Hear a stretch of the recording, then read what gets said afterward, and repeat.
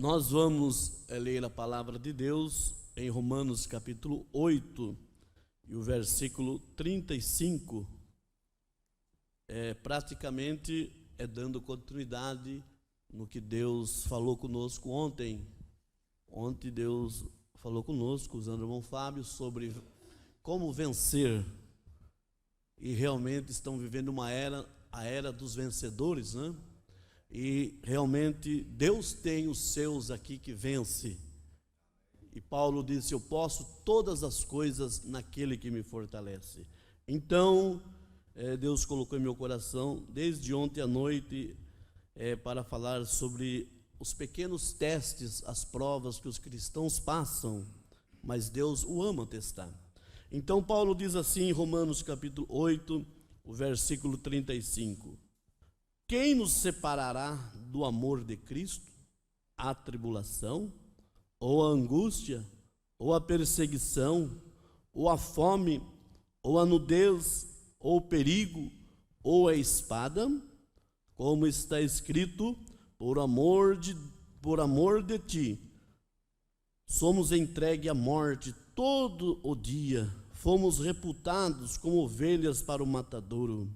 Mas em todas estas coisas somos mais do que vencedores por aquele que nos amou. Amém. Podeis assentar, irmão. Que o Senhor acrescenta as tuas bênçãos sobre a leitura da tua palavra, em nome de Jesus. Aos internautas também, nós dizemos a todos: Deus abençoe ricamente, em nome de Jesus. Amém. Irmãos, nós vamos pensando nos dias que nós estamos vivendo.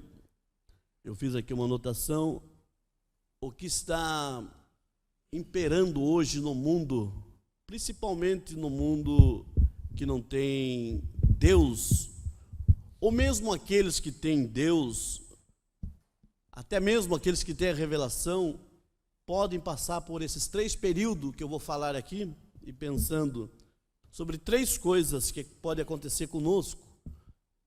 Mas se acontecer ou está acontecendo, existe uma via de escape para nós: olhar somente para Cristo e ver a nossa vitória. O mundo hoje se fala muito em depressão. Primeiro, depressão. Depressão quer dizer coisas passadas, que vem oprimindo a humanidade, vem oprimindo. A ciência fala de depressão, mas Jesus não chamou de depressão, Jesus chamou de opressão, correto? Por isso ele disse assim: vinde a mim todos vós que estáis cansado e oprimido. O que é a pessoa oprimida? Aquela pessoa que sente aquele aperto na sua alma, aquela opressão na sua alma, e parece que não tem saída. Olha, ele tem vontade muitas vezes de enfiar a sua cabeça num buraco e ficar ali só, e marido, mulher, filhos, pastor, ninguém, é ele, Deus só. E você pensa: se Deus não estiver comigo agora, o que será? Irmãos, eu não vou falar aqui, mas esses dias a Fabiana estava falando de certos homens de Deus aí que cometeu coisas por causa da opressão. Eu vou dizer, na ciência, depressão, né, Fabiana? Depressão. Vê? Então são coisas que vêm acumulando, mas o nosso profeta pregou uma mensagem dizendo: deixando escapar a pressão. E só existe um lugar. Este lugar é em Cristo Jesus. Então a primeira coisa que está atingindo globalmente, possamos dizer, a humanidade, é a chamada famosa depressão, a qual nós dizemos opressão. Vê? Aleluia. E muitos, por falta de Deus e discernimento, como nós falamos domingo passado, leva até ao suicídio. Vê? Por causa dessa maldição. Mas graças a Deus que temos uma válvula de escape, irmãos. É Cristo. Veja, primeiro então é depressão na ciência médica. O segundo é o estresse. As pessoas hoje vivem estressadas, irmãos, com tantas coisas a fazerem, e daqui, de lá, e é filhos, é genro, é nora, é serviço, a pessoa fica estressado. Então junta com o quê? Com a depressão, né? Mas novamente, existe uma saída para nós, e essa saída é Jesus Cristo. Sobre a depressão, nós temos aqui o que diz o sábio Salomão em Eclesiastes capítulo 7, versículo 7, ele diz assim, olha o que ele diz sobre a depressão. Aqui ele fala opressão, mas é a mesma coisa. Verdadeiramente que a opressão faria endoidecer até o sábio. Vê? E o suborno corrompe o coração. Então, quer dizer que a depressão pega pequeno, grande, até os sábios, até os grandes teólogos. Vê? Provérbios 7 e o versículo 7. E sobre o estresse, essa angústia que vem, todos nós passamos por esse período. Davi, se você ler sobre a vida de Davi, o que ele passou, os estresses, a angústia que ele passou, veja. Mas o próprio Salomão também diz no capítulo 24, versículo 10, ele diz assim, se te mostrares frouxo no dia da angústia, ou seja, do seu estresse, e que a tua força é pequena, será pequena. Vê? Então nós não podemos mostrar frouxos, irmãos, arrear, ainda que venha bater a porta de nosso coração, os estresses, a angústia, misturado com depressão, opressão. Lembre sempre, existe um escape. Jesus, a Paula cantou ontem aqui, né?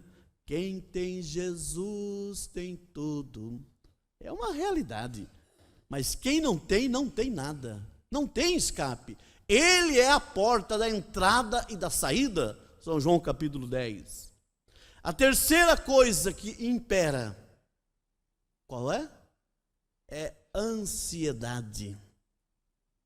A pessoa fica ansiosa, e não dá tempo ao tempo, e acaba se prejudicando com isso. E muitas vezes a pessoa não percebe, mas a ansiedade atrapalha muitas vezes até a nossa vida espiritual, irmãos. Mas quando nós temos a revelação, o discernimento, você vai orar como Jesus ensinou, seja feita a tua vontade, assim na terra como no céu. Até mesmo coisa que você pensa, mas não poderia ser desse jeito. Vamos para a Bíblia. Todas as coisas contribuem para o bem daqueles que amam a Deus e são chamados por seu decreto. Eu já citei dezenas de vezes aqui um caso, e não vou citar outra vez. Nosso amado irmão pastor Luiz Arruda, creio que vocês lembram o que aconteceu com ele lá em Botucatu. Ele trabalhava de guarda lá em Botucatu, não sei se é apartamento ou o que é lá, e mais colegas ali. E ele, talvez eu até seja equivocado em citar o nome dele aqui, o que eu vou falar, né? Mas já foi. E ele deu uma pequena cochilada na hora do serviço, à noite. Ele trabalhava de guarda à noite. E o próprio companheiro entregou ele, irmão. Vê? O próprio companheiro entregou ele. Rua. Foi mandado embora. Aparentemente foi um momento de angústia para ele, né? Um momento de tristeza. Mas todas as coisas contribuem para o bem daqueles que amam a Deus. Então veja só o que passou esse irmão, que pequeno período passou. Mas conclusão, resumindo, sabe o que aconteceu? Aquela firma que ele trabalhava, segundo o que eu vejo falar, não existe mais. E dali, sabe onde que ele foi? Ele foi trabalhar na Unesp. ele aposentou na Unesp. Muitas vezes, se ele estivesse ali naquela firma ainda, ele estaria ainda ali debaixo, né? Trabalhando à noite e tal, e debaixo de estresse, debaixo de depressão, debaixo de ansiedade e tantas coisas. Mas seja feita a tua vontade. Era Deus trabalhando, irmãos. E ele dali, ele foi para a Unesp e saiu de lá já aposentado. Vocês estão entendendo, irmãos?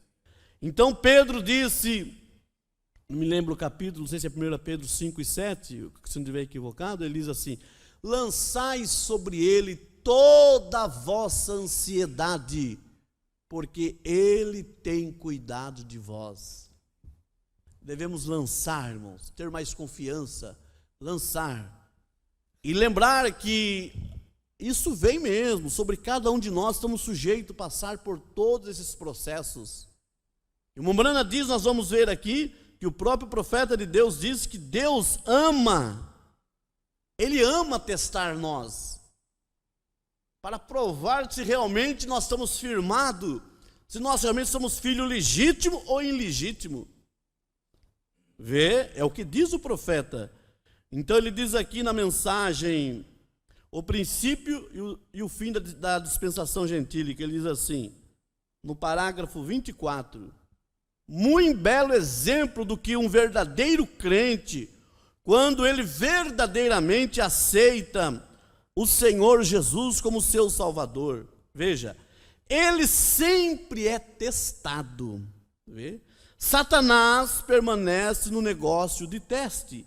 E isto acontece para ajudar você. Você crê, irmãos? Amém. Glória a Deus.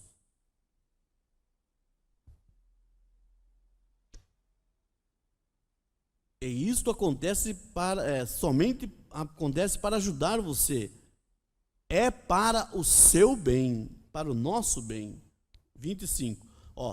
Todo filho que vem a Deus deve ser testado, disciplinado, açoitado, em outras palavras, dar uma pequena surra, correção. E se Deus nos dá disciplina, não podemos suportá-la, então nós tornamos filhos ilegítimos e não os filhos de Deus. Vê?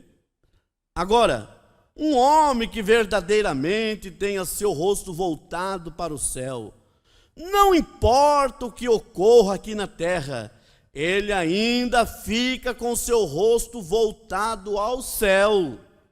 Seus amigos talvez o deixem, sua família talvez o deixe, até seu pastor talvez o deixe, porém há um que não o deixará. Esse é Deus. E quando você está decidido, eu gosto disso. Daniel havia queimado todas as pontes detrás dele. Ele não estava planejando mais voltar. Ele não estava observando o rastro que deixava. Ele estava olhando, esquecendo aquelas coisas quais estavam no passado. Ele avançava para o alvo da soberana vocação. Isso é o que nós deveríamos estar fazendo. Isso é o que a igreja deveria estar fazendo. Vê? Então, o povo de Israel ficou 70 anos ali, exilado, ali em Babilônia, debaixo daquelas opressões, daquelas depressões, debaixo daqueles estresses, tanta coisa. Mas havia ali alguns homens de Deus, Sidraque, Mesaque, Abdenego, poderíamos falar, e havia este homem chamado Daniel. Vê? Este homem que não cedeu por nada, irmãos, ainda que veio essas provações, aleluia, ele realmente não olhou para trás. Quando ele saiu, ele venceu, já deu, basta. E não olho para trás.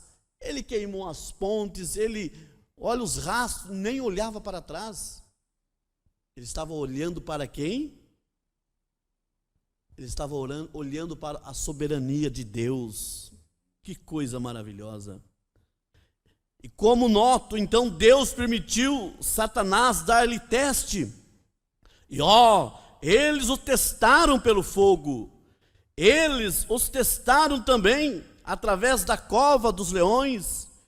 E a todos os instantes Deus fazia que superasse mais do que vitoriosos. Muitos são os testes do justo, mas Deus o livra de todos. Quão maravilhoso isso é! Como agradecemos por isso! Provas, tribulações, testes, tudo contribui para o bem. Depois de um tempo, Deus pode ver então que Ele pode colocar sua confiança em você. E então Ele fará grandes coisas por você. Você crê, irmãos, que Deus pode fazer? Você crê que Deus pode depositar confiança em você? Deus pode colocar confiança em mim e em você, irmãos. A confiança dele é tão grande, ele sabe. Eu sei por onde o irmão Valério está andando. Eu sei por onde as irmãs estão andando. Eu sei os caminhos. Eu tenho confiança no meu filho. Ou será que Deus iria colocar uma confiança num homem que estaria num bar bebendo, estaria na prostituição, estaria mentindo, fazendo coisas trapassadas? Deus poderia colocar confiança nisso? Não. Mas por mais pequenino que nós sejamos, Deus colocou confiança em nós. Deus confia com você. Não me lembro que mensagem, mas tem uma mensagem que a Bruna diz: Deus vota em você e você vota em Deus? Se você vota em Deus, o céu está votado em você. Quer dizer, tudo está dando cobertura em você. Tudo que é Deus está te guardando. Irmãos, vale a pena servir esse Deus, viu? Que coisa maravilhosa. Aleluia. Então veja, agora nós verificamos então que Daniel tornou-se um instrumento na mão de Deus, enquanto ele estava longe do seu próprio povo, fora da sua própria cidade, longe de sua própria igreja, numa terra estranha. Deus o usou. Agora você pode estar longe de tudo quanto você possa estar. Vocês podem estar longe de todos os seus entes queridos, ou você pode estar longe de sua igreja, porém, mesmo assim, você pode ser um instrumento nas mãos de Deus. Deus pode usá-lo para dar testemunho ou para qualquer coisa que Ele deseja usá-lo. Lindos exemplos. A Bíblia está tão cheia dessas coisas em todo lugar que você abre. Você não gosta de ler a palavra? Amém. Eu simplesmente leio e às vezes eu choro. Veja, aqui alguns dias atrás eu estava lendo ali dentro da sala e eu simplesmente tive que sentar e chorar como criança. Eu me levantei e andei em volta da cadeira, coloquei minha mão sobre minha cadeira, olhei para a minha Bíblia novamente e simplesmente chorei. Fui em volta da cadeira novamente e olhei para ela novamente. Eu pensei, Deus, ali dentro a vida eterna. Cada homem ou mulher que ouse colocar sua confiança nisso e crer nisto, vida eterna. Que coisa, irmãos. Vê? Você olhar para essas santas e sagradas letras, saber que muito tem rejeitado vida eterna. Rejeitar é condenação, mas aceitar é vida eterna. E cada um que aceita legitimamente, o seu nome está escrito aqui no livro da vida. Você crê que esse aqui é livro da vida, irmãos? Vida eterna. Muitos pensam que lá no céu Deus tem um livrão grande, literal lá, o nome apesar que não é Valério lá é um novo nome que o irmão tem. A irmã Rosilda, a irmã Fabiana, os irmãos aí, o irmão Joaquim, o Fábio, eu, nós aqui, o irmão Wesley, a Mariana está lá? Não, Ariane? Não, Ariane. Pensa que está esses nomes terrenos lá? Não, é um novo nome que teremos lá. Mas você pensa que está escrito com caneta lá? Lá está escrito, sabe com o quê? Com o sangue de Jesus Cristo.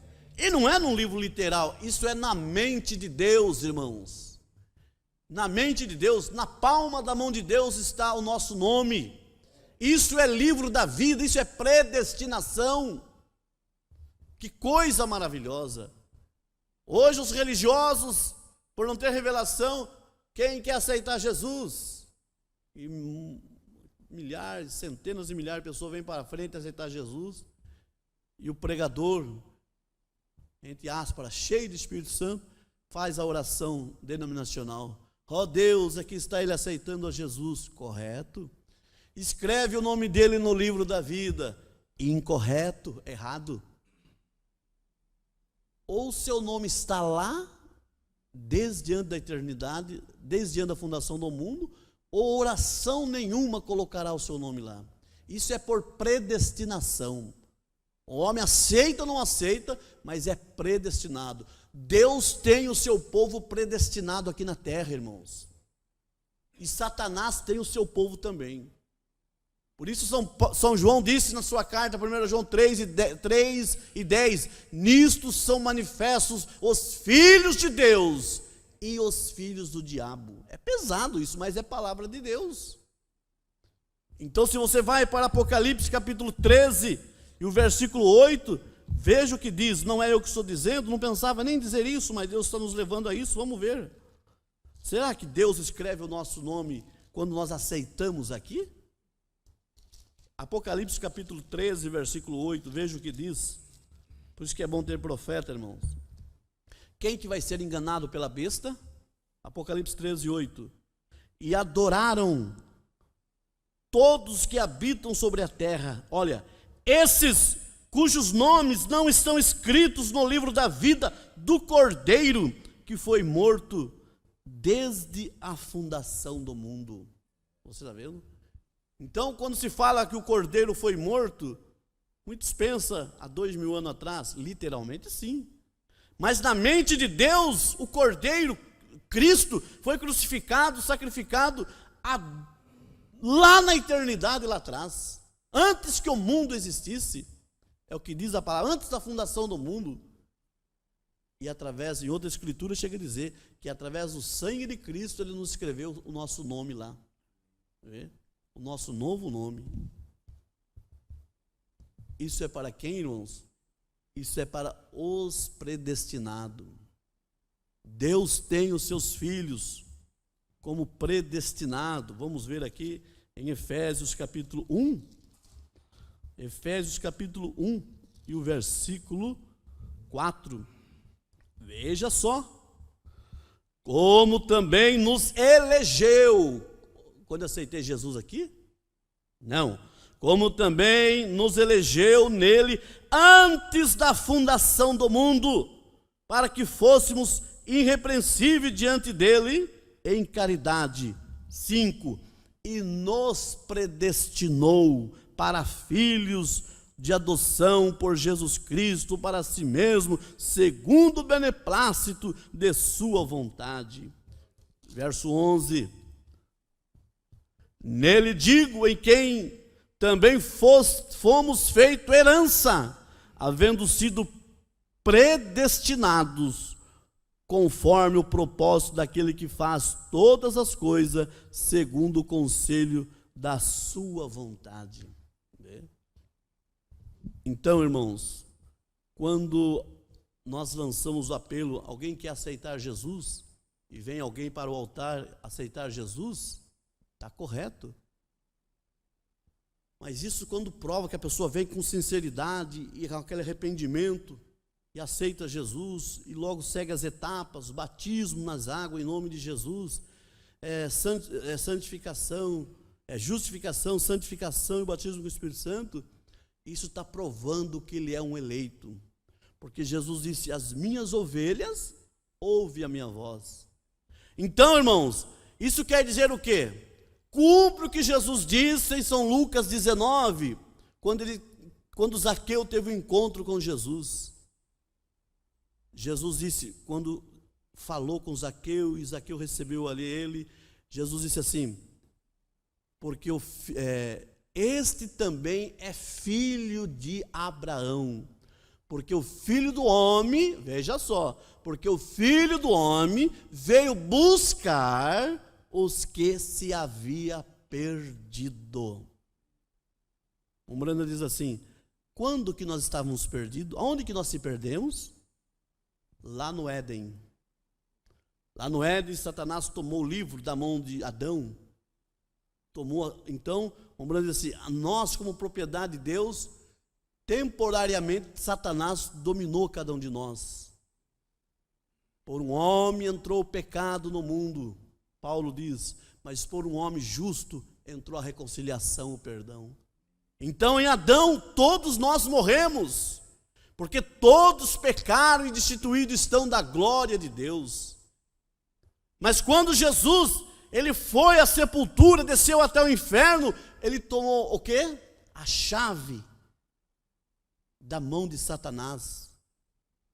Isso é, ele tomou nós, cada um de nós possamos encontrar uma libertação. Quando ele estava sendo morto, ele pôde dizer: está tudo consumado, está tudo pago nesse momento. Então, irmãos, nós estávamos perdidos e fomos achados. Nós estávamos mortos e revivemos. Vê? Isso é os predestinados à semente de Deus. Por isso, irmãos, que existem essas duas sementes na terra. Eu não sei quem é e não podemos julgar esse nem aquele, mas a Bíblia fala do trigo e do joio, né? Então podemos ver que ambos se alegram, tanto a semente de Deus como a semente religiosa, a semente cainita, se alegra. Você vê uma plantação de arroz, quando está perecendo com a seca e vem a chuva, aquilo glorifica Deus e vibra e se alegra. Jesus falou sobre isso, mas não vai ficar baseado somente nisso daí não, porque ali está o joio ali sofrendo também, vem a chuva, ele fala em língua, ele se alegra, ele vibra também.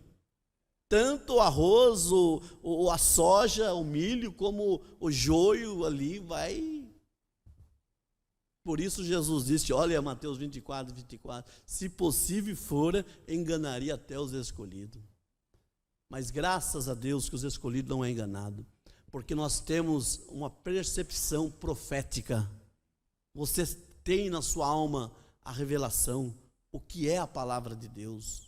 Ô irmãos, parece que até desviamos aqui um pouco do nosso tema, estamos falando sobre teste, mas temos aqui 10 minutos para nós concluirmos, então quero ver se eu consigo aqui, pelo menos mais um pouquinho aqui. É o que Deus tem para nós e nós não devemos ir mais além do que isso ou aquilo. Louvado seja Deus.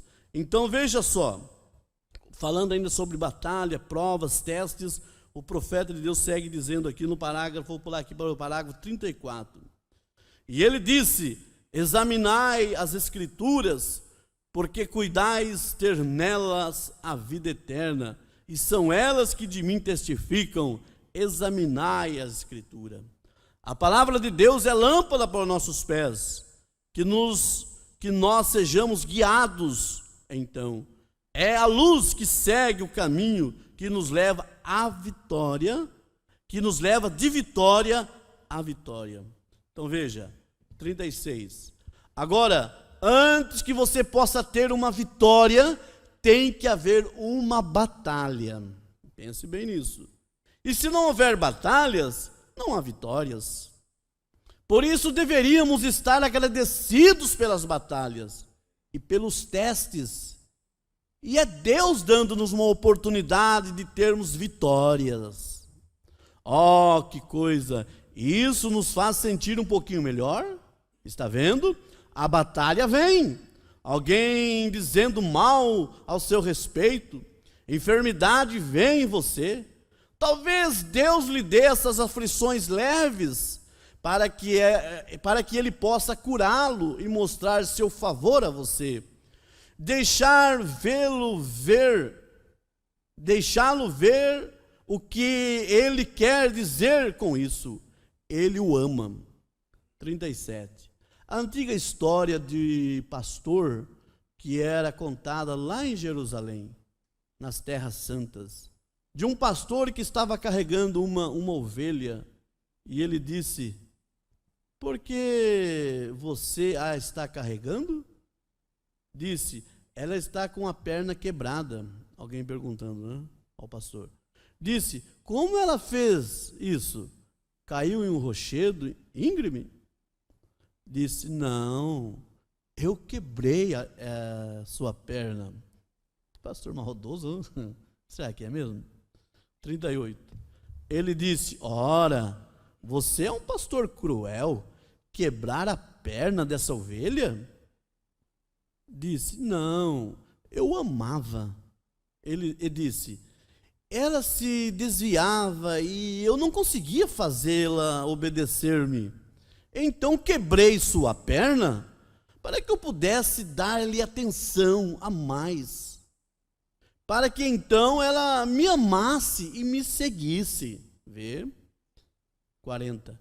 Às vezes Deus tem que nos deixar sucumbir apenas um pouquinho na saúde, para nos dar um pouco mais de atenção, para nos colocar sobre o seu colo, para nos aconchegar ao seu seio. Quando o médico diz que nada pode ser feito, então ele nos toma em seu seio, diz: veja, eu o amo, vou deixá-lo ficar curado. Está vendo? Isso não faz a vida um pouco melhor? Amém. Ele é tão grande, ele é um pastor maravilhoso, não é? Aleluia. Não se admire de Davi dizer: o Senhor é o meu pastor, nada me faltará. E como ele nos guia mansamente às águas tranquilas, e refrigera a sua alma, e faz os nossos cálices transbordarem, e nos unge na presença do inimigo. Você já foi ungido na presença do inimigo? Apenas para testificar até que o seu cálice simplesmente transbordasse. Você sabe quão maravilhoso é ser ungido quando na presença do seu inimigo. Agora note então, Deus tomou o rei Nabucodonosor, fez dele um instrumento em sua mão, e quando o rei Nabucodonosor morreu, depois que ele tinha reticência, a grama cresceu, seu cabelo como leão, ou como penas de águia, e unhas de seus dedos como as garras da águia, e assim por diante. E Deus teve que fazê-lo saber quem era o verdadeiro rei. Vê que situação que chegou aquele rei, né? Mas tudo isso ele passou por essa transformação terrível, porque ele estava se gloriando muito, né? E sabendo que existe um rei, e esse verdadeiro rei é o nosso Deus.